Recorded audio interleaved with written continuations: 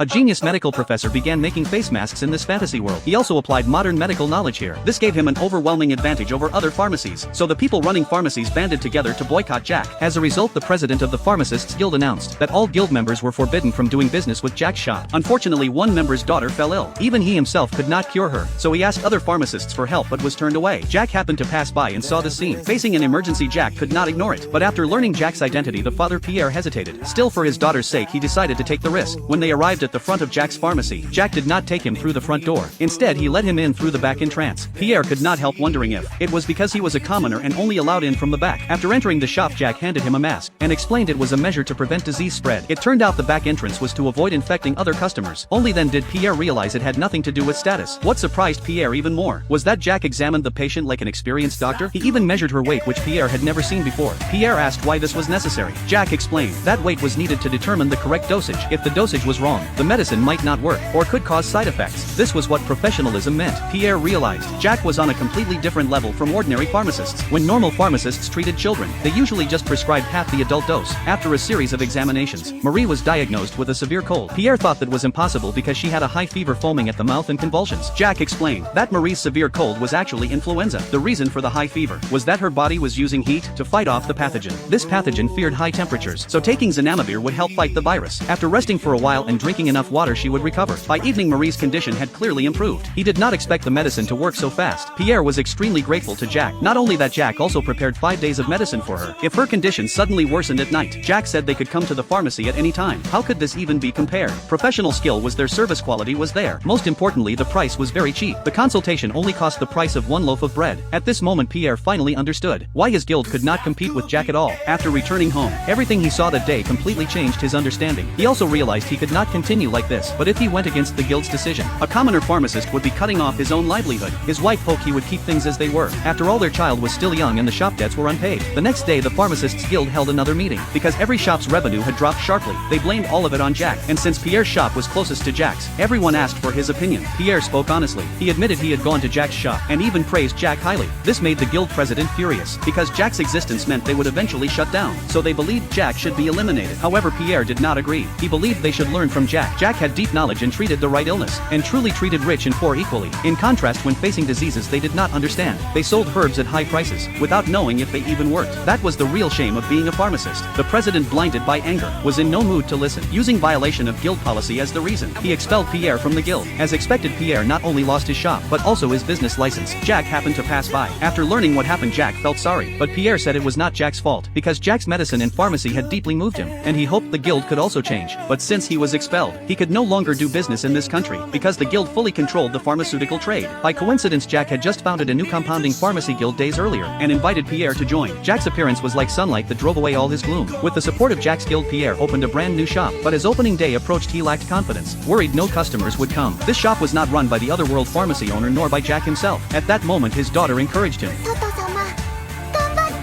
With his daughter's support, he felt fearless, because family is the strongest backing.